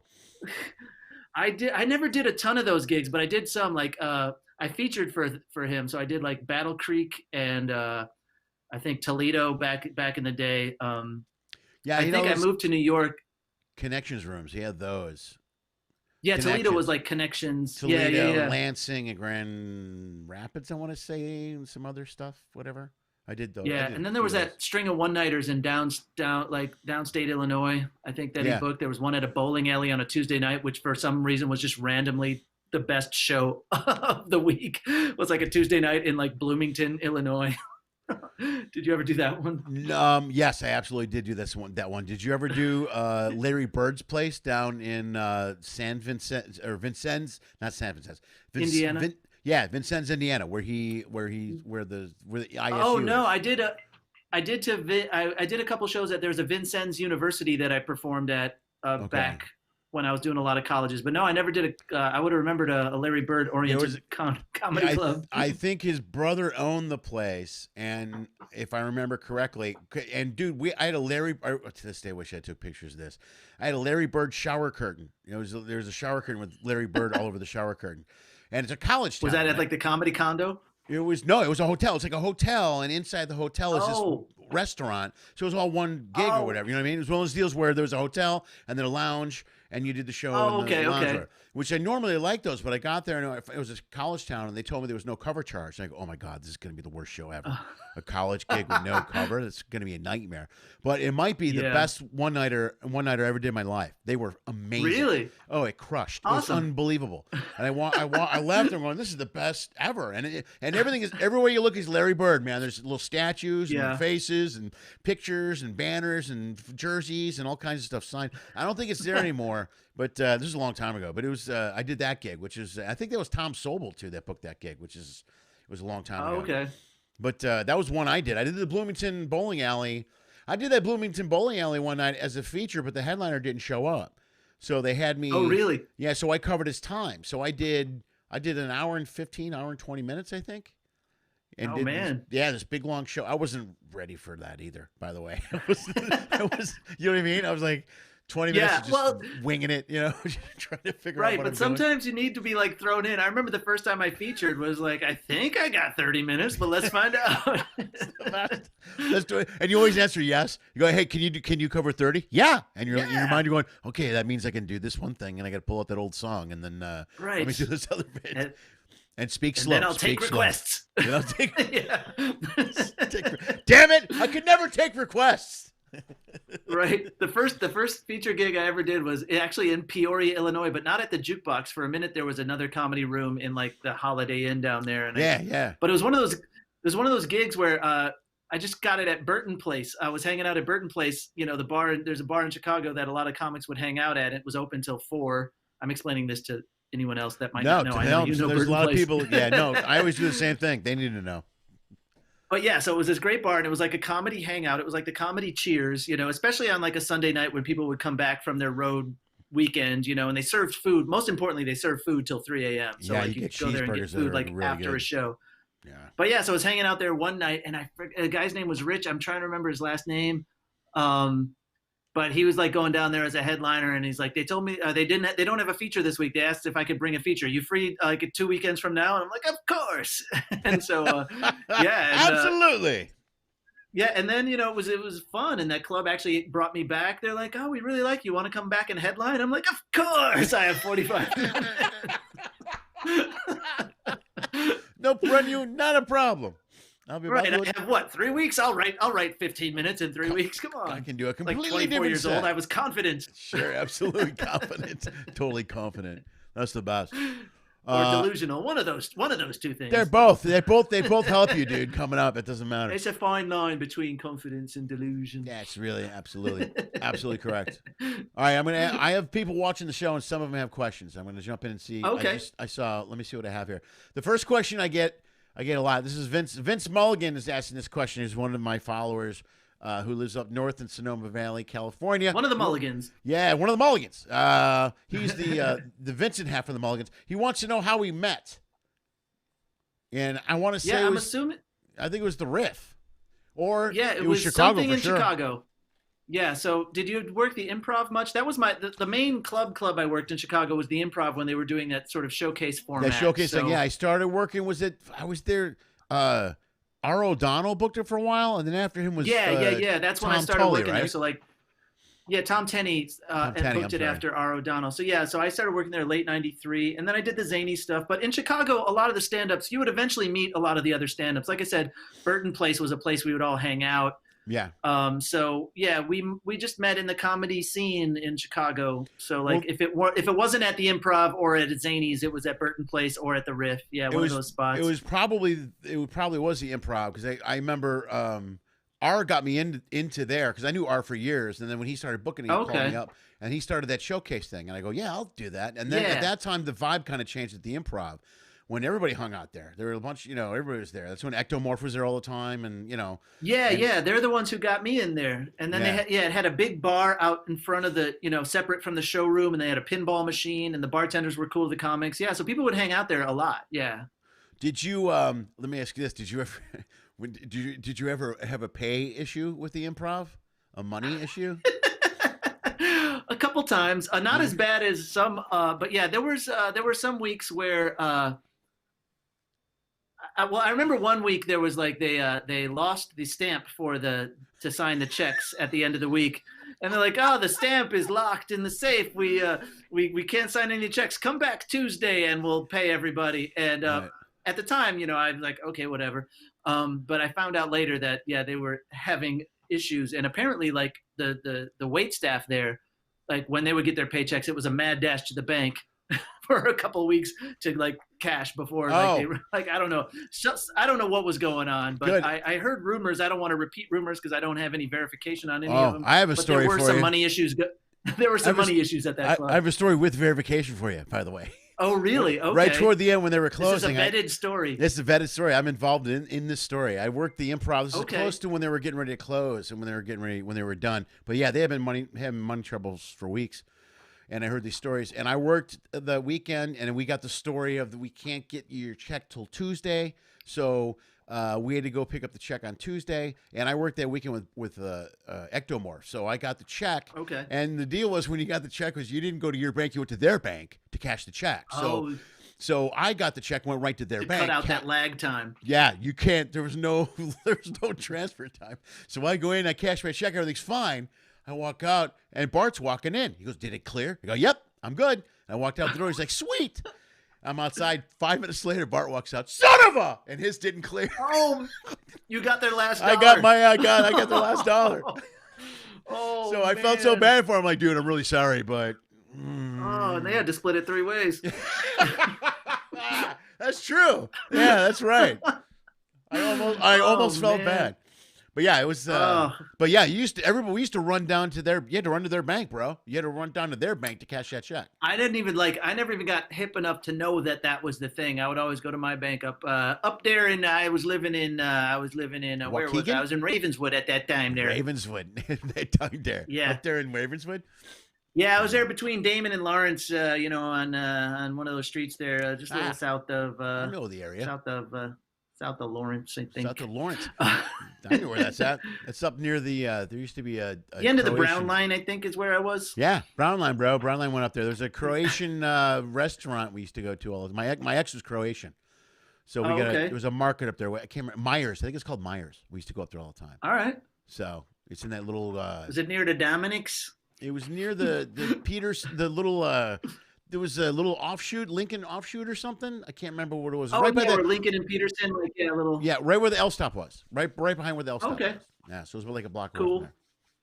All right, man. Yeah, I didn't. I never got like hip enough to know that the tactic of going to their bank. But I do remember that summer vividly. I think that was '95 because both the Funny Firm and the Improv closed that same summer. Yeah. And that's what prompted a lot of comics, I think, to move. Like, I think a lot moved to LA. I moved to New York the following summer, but that was when I decided, it's like, all right, I got to either go to LA or New York. Yeah. And I decided to try New York for a year, and I'm still here 24 years later. I mean, I like it, but I went to college in LA, so I didn't want to go right back. So like I said, oh, let me try New York for a while, and then I like it. No, everybody went one or the other, man. New York or LA. Yeah. You know what I mean? And I just went where I knew more people. I started in LA. So before Oh, yeah? Yeah, I came back to Chicago in 92, 93, somewhere around there, I think. And then I did IO and studied at the IO and did improv and all that stuff. And I was in Chicago. I left in 99, but a lot of guys left in 96, 97, 98. Yeah, those are the years that a lot of people ended up leaving. They just bailed out. Because all those clubs, because I had a week on the Funny Firm. I lost because the Funny Firm changed names to the Fallout. Then it was the Fallout. Oh, that's right. I totally forgot about that sort of like short-lived Fallout era. Yeah, and for a while they were doing it because Len wasn't paying his distributors. He wasn't paying for the liquor and like stuff. the beer and liquor. Yeah. So he was sending people to the store to get cases of beer. I mean, it was a train wreck when that club fell apart. Yeah. Yeah. So when that club ate it, I just lost a week. I mean, it was like 3 weeks for So whatever. So, but yeah, a lot of guys. Back when the improv was. When I was a regular there, I would work sometimes 1 week a month, because they were doing that showcase format. Yeah. And they would do 10 shows a week. Yeah. And so I think I was getting like $35 a set. So you do 10 shows in a week. That was $350, which in $1994 for me was great because my rent in Chicago was $300 a month. So there at you that go. time. So you're in. Yeah. So like I was, plus I was in my early 20s. I didn't need a whole lot. I was like, I was able to sustain a, I don't know, for a while. Like I was able to quit temping basically. Like I was a temp for, a couple of years after college. And then I was finally, it was such a nice like moment where I was like, I don't think I have to temp for a while. That was a nice, nice little realization. Yeah. How cool is this? But I've since gone back. Like you were saying, you go back to the delivery thing on and again. Like my career has been very cyclical. So I have gone back to day jobs over the years, especially in New York, because it's an expensive town. But on the upside, when things are going well, it's a town that you can find work in, and usually it pays pretty well. Like, whenever I have escape fantasies, I'm like, oh, I want to move to like Austin or North Carolina or something, and because you look at online, you see how cheap the rents are, and then you look, it's like, well, what does my job pay in that town? And you realize it's like half of what they would pay in Manhattan. I'm like, maybe I need to rethink this. Yeah, we were just talking. Some of the people mentioned on my thing because the minimum wage here in California is like $15. That's what our minimum wage is here. Okay. But the national minimum wage is still like around $8 or something like that. $7.75 or something. Yeah, that's what somebody said on my board the other day. I was like, I can't even imagine that. You know what I mean? I can't wrap my head around making minimum wage. How do you survive making? How do you survive at 15 an hour? You know what I mean? If you got a real, depending on where you live, but still, like at 15 an hour, that's 40, that's $600 a week if you work 40 hours minus all the taxes, and then so say you're clearing who knows what your healthcare situation is. Yeah, right, exactly. Yeah, I don't know, man. Yeah, but so I've gone back and forth to the day jobs, and there was one year I took a whole year off because I wrote a musical. I'm still waiting to get it up somewhere, but it's like I just need to not go on the road. I need to stay in town, but. Yeah, there's no, like, I didn't mean to say, like, there's no shame in working a gig, like we all, like, I've gone back and forth to day gigs, like, on the regular, and I still pick up, like, graphic design gigs, like freelance gigs regularly. It's easier to do it remotely now, which is kind of cool. Like, I've done some gigs for people I've never met where they, like, I get recommended and they, like, send me the stuff. It's like, can you do this in Illustrator or Photoshop? And then, and then I send it back, and I don't know, we have to be adaptable. Yeah, dude. Well, I'm a big believer in, like, I haven't done any type of day gig in years because of the cruise ship. I really was on a lot of ships. I was doing 3 weeks, 4 weeks on a ship a month. I was on a ship every week. That's good streaks. Yeah, like it was an easy. My goal was to I was hoping to get the way they were paying and what my overhead is. I was hoping to get one decent week on a cruise ship a month. Like if I figured if I could average that would everything is. else was gravy, you know? Yeah. Well, but my theory has always been like even before I did Ships, I was acting here in LA and I was doing pretty good. I had a pretty good role, pretty good run of shows and commercials and stuff. But I'm a big believer in just keeping money coming in, man, and diversify that income on multiple sources. You can't have just one source of income, and whether it's COVID or not. I got news for you. You gotta have five different. As an entertainer, especially, you gotta have. And I think the future of the workforce, the country across the board, gig economy, the way things have been, I think everybody needs to have like 5 or 6 different incomes somewhere. You know what I mean? Either needs to or has to. Yeah, but that was redundant. Wait, what did I meant something different. It might be inevitable that we all, they either have to or they need to. Right. Or they better.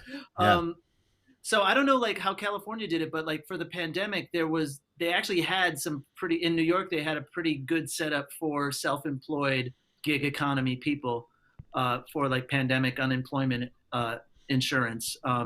Because usually like I'd never had unemployment before because more often than not, I'm like self-employed and I can't, I don't have, some years I go years without a W-2, Yeah, there was a huge problem with people because as an actor also, I still get W-2s on my residuals, which is TV stuff I did years ago, but that money is really low now compared to my stand-up money, So, so the problem people were having was unemployment was basing their money on their W-2s, which is not the real income. It's really just extra money coming in. They eventually got it figured out. It just took them a while. And actually, they just shut unemployment down here for 6 weeks.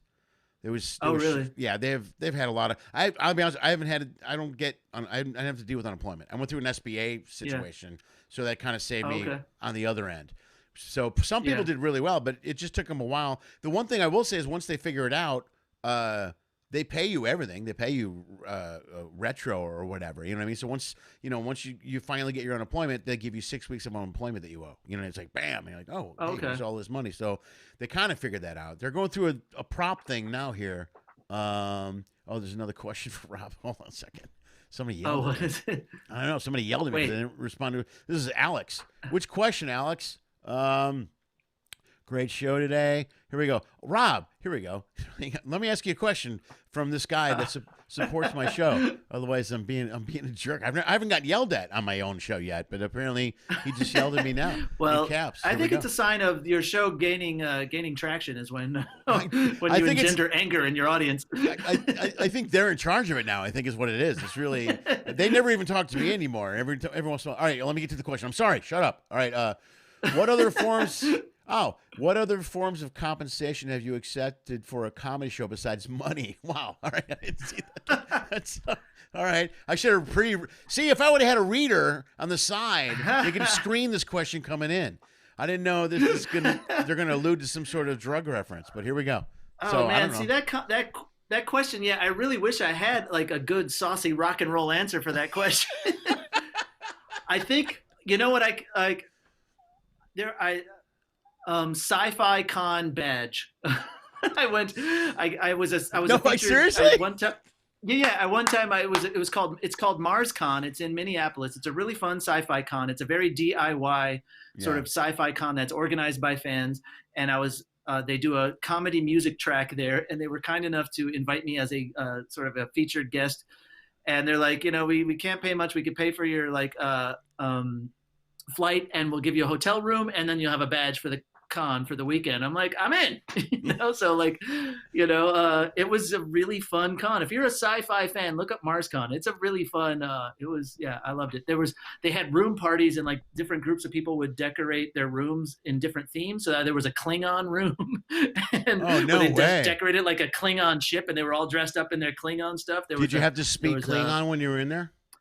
You didn't have to, but it was encouraged, and they definitely did. If you could, you were very popular in that room, I bet. Yeah, I mean, more people speak Klingon than Esperanto, so there's a good chance.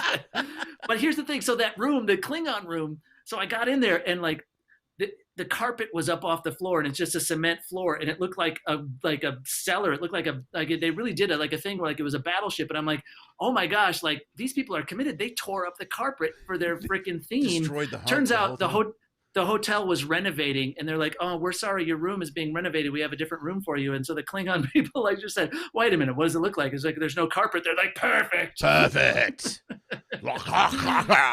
But yeah, so that's definitely one time. There was another time I did a show at a small college. This was years ago. I did a show at a small college. I think it was Missouri, and I asked if I could be paid in equipment because they had, but they just gave, I think at the time I was whatever few $100 I got for that gig, but they had do you know what a custom amp is? KUSTOM. That's it's like a brand of amplifier. They're the ones that have the padded looks like a diner, looks like the bench or like a booth at a like trendy 50s diner. They custom amp with a K. They have this padded puffy box that the amp cabinet comes in, and it's shiny vinyl, and so they're really cool old amps. So they had a custom KUSTOM. They had a custom PA system, which was must have been from 1971, and they bought it new and never used it, and they set it up for the show, and I'm like, that is the coolest PA I've ever seen. I swear, right, I will just don't pay me, give me that. And they're like, haha, here's your check. I'm like, no, but seriously. No, seriously, I'll take the stuff.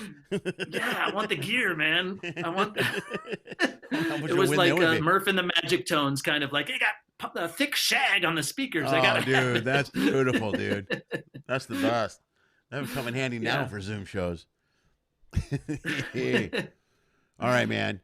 All right, let's wrap this up, Rob. Alrighty. We're at an hour and a half. I had no idea this is an hour and a half. I normally don't do. Oh, it flew by. Yeah, I do. It did fly by. Not bad, right? Except for the little mistake at the beginning. Dude, before we get out of here, what do you want to do? What do you want to plug? Where can people buy your stuff? Where can people go to see you? Tell me now. Tell me. Well, my last name is Paravonian, which is why my website is robprocks.com, Rob P ROCKS, and that's me. I'm Rob P Rocks on Twitter, Rob P Rocks on Instagram. And at my website, the one thing I will plug, I guess, at my website, I have a web store where you can get CDs, but nobody buys CDs anymore. But yeah, I did make this up. This is a digital box set. It looks like a cassette, so it's got the cassette box, but it's actually a USB drive. Oh, and, nice. It's got 8 gigs. It's got everything, all my studio albums, my most recent live album, and it's got some other extras on it. So it's there's only a gigabyte and a half of data, and then there's 6 extra gigs that you can do whatever you want with. But I put it in the whole cassette Norelco box and everything. Dude, I love that. So it's a fun thing. So if you're interested, that's available at my website robprocks.com. Night. What do you? How much? What do you charge for it? I think it's on sale. It's usually $30. I think I got it for $25 right now. Nice. Right on. Yeah, and for people who remember what these things used to be, all these people tapes, do. Everybody watches Excellent. my show. Yeah, my clientele, my what is it? My demographic, audience, whatever. Your demo. There's a few people out here that know 8-tracks. I got news for you. There's Excellent. So well, I think we are both firmly ingrained in Gen X. So I think yeah, then we'll be good. All right, man. Cool. Perfect, man. Thank all right, you, man. Dude. Thanks for being here. I can't thank you enough. Oh, it was my pleasure. It's great catching up. Yeah, it's good to see you, buddy. Stay safe out there in New York, dude. If we ever get to travel again and I get back out there again, I'll throw you a message to let you know. I'd love to see you. Please do it. Yeah, hopefully we'll run into each other on the high seas or the low seas or Alaska. Yeah, that'd be great if we're on a ship together. That'd be very cool, man. Somewhere if there's a vaccine or we're okay. So right there we go. All right, man, dude. Everybody, give Rob Paravonian a round of applause. That's Rob right there, folks. Yeah, he's the man. Oh, hold on. Let's hit that. There's the thing. There we go. Look, there's me. Hey, guys, great show today. Went long, hour and a half. Thank you so much. Thanks for sticking around for an hour and a half. I really appreciate it. This was a lot of fun. We had a blast. Rob's awesome. If you do get a chance to see him live, you should go see him. I highly recommend you go and you buy his data CD thingy or data cassette tape thingy. I'll put it on Rob P Rocks is the website. I'll put it in the bio for the video so you guys can check it out. You can go there and you can grab some stuff from Rob. I highly recommend you. He's a lot of fun to listen to and a very talented musician and very clever. I love I didn't bring this up when he was on. Oh, wait, hold on. Dude, you do that I love that I'm bringing you back. We're sorry. Back. Turn my mic I'm glad back on. you didn't take your clothes off. Dude, I love, dude, one of the things, you're a really talented and clever musician. And one of the things you do that I love the most when I watch you work is you can do a song and then explain the structure of the song while you're being funny and performing the song. You know what I mean? Like you can come in and describe, here's a C chord. I go down to it's one of the things I've never seen anybody else do before. It's amazing to me. It's almost like savant. Oh, thanks. Shit. It's fun. There are times where I joke, like especially if it's a pop song that's really like sort of easy. And it's like being the masked magician, or I try to like I aspire to doing with music what like Penn and Teller sometimes do with magic. Like they sometimes tell you what they're doing, but it's still fun to watch because they do it well. Yeah. You know, yeah. like Yeah. There's something online where Penn and Teller, they do the cup and balls trick that you've seen every magician do, where you do like there's a ball and then it moves around from the cup. So they did it with clear glasses where you could see exactly where the ball is at all times, and you appreciate it more because you see all the sleight of hand that's involved. And it's like, it's even more amazing. It's like, it's almost better that you know what they're doing, but they're like, yeah, then you put it in your hand, then you put it over here, then but it's I don't know, it's like, so thank you for that, because like I do like trying to I don't know, I like incorporating that. It's just cool. Yeah, no, it's very cool. It's very cool. You used to do this thing called Green Day on the Ones years ago, where you would do dude, I used to love that.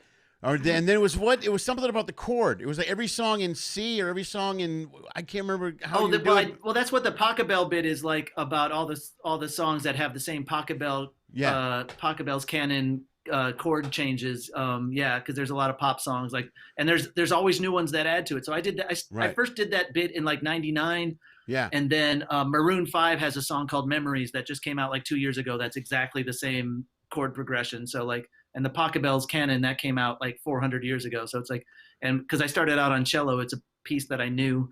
Right. And so like, it amazes me that something that old is still like, it constantly regurgitated in pop music. If it works, you know, it's an old story. There's only 5 stories or 3. You know what I mean? Right. So if it works, it just works. Yeah. That's brilliant. The hero with 1,000 faces. Yeah. Right. All right, good. Give it to Rob again, folks. I didn't mean to bring him back and throw him off guard. Encore. Okay. Yeah, encore. Woohoo! Yeah, you're the first encore in the show. That's Rob Paravonian. Guys, thank you so much, man. I'm going to get out of here. Anna's texting me. I think she has dinner for me. I don't know what's going on. Oh, I think we're getting pizza. Oh, hey, I think my daughter just ordered Gino's East Pizza. Gino's East Pizza. We have a Gino's East now. Hold on. Rob, we have a Gino's East now that just opened up down the street. What? How is it? Does it compare? It's okay. It's close. They're getting better. We talked about this for a lot. They make a thin one now. If they can get Pequods out there, then Pequods is really good. Now you're killing me. I saw you talking about this with someone. Was it yesterday? The tavern style thin crust cut in squares. That's my jam. Pete and I were talking about. Yeah, absolutely. Yeah, their tavern thin is really Barnaby's. Good. There was a Barnaby's in Waukegan, Illinois. So and there's a Barnaby's on Toohey. That was like thin. Yeah, I love it. Really great. Really, I always get extra thin. Oh, so good. All right, folks, give it up for Rob Paravonian. We got to get out of here. This is crazy. All right. Wait. What? Rule of 3. Rule of 3. That was okay. There we go. That was rule of 3. All right, guys, I'm really going to go. You guys were great. Thank you so much, man. Guys, take care. I'll see you in a couple days. Jaron Pointer is going to be here on Friday. Jaron Pointer, who's a good friend of mine. He also is a musician. It's like Music Week, kind of. He is a Howl at the Moon guy. I met him, or used to work Howl at the Moon, dueling pianos. I can't wait to have him on the show Friday. He's going to be here. He's already plugging on the internet. So there you go. I will see you in 2 days on Friday. Guys, enjoy yourselves. Take care of yourselves. Say goodbye to Rob one more time. Say goodbye to Rob. I'm only doing this to make him turn his microphone on as much as possible. All right, man. All right. That was Rob, guys. Thank you very much. Do me a favor. Always dream of Pinky. Oh, wrong one. Damn it. That was a mistake. Hold on. Things are going horribly south. Do me a favor, dream of Pinky. Lenny Schmidt Quarantine Comedy was created, produced, and is hosted by Lenny Schmidt. We live stream on YouTube at 6 p.m. Pacific every Monday, Wednesday, and Friday. Special episodes occasionally stream or are uploaded on Tuesday and Thursday. Every episode is also launched as a podcast and can be heard on iTunes, Spotify, and iHeartRadio. If you enjoyed the show, please like the video. If you really like it, share the video. If you really, really like it, please subscribe to the Lenny Schmidt Comedy channel on YouTube. You'll get updates on this and numerous other online comedy content that my dad produced. Check the info section below for detailed information on all of our guests. If you are a fan, you can follow and support them as well. Go to their page, like their content, buy their albums, purchase a shirt, any merch they may be selling. Anything you do will support performers, will literally help save the arts. In fact, if you want to support this show financially, just go to lennyschmidt.com/ifyoucan or Venmo at Lenny Schmidt Comedy. If you donate as little as $1 or as much as $10,000, it will help pay for the stuff my dad keeps breaking. If you can't pay for the comedy content, that's okay. COVID sucks for all of us. Enjoy the free show. If you want to find a way to support what we do, just subscribe to Lenny Schmidt Comedy channel on YouTube. That really helps a lot. Thank you for listening to my dad's show, and as always, dream of Pinky.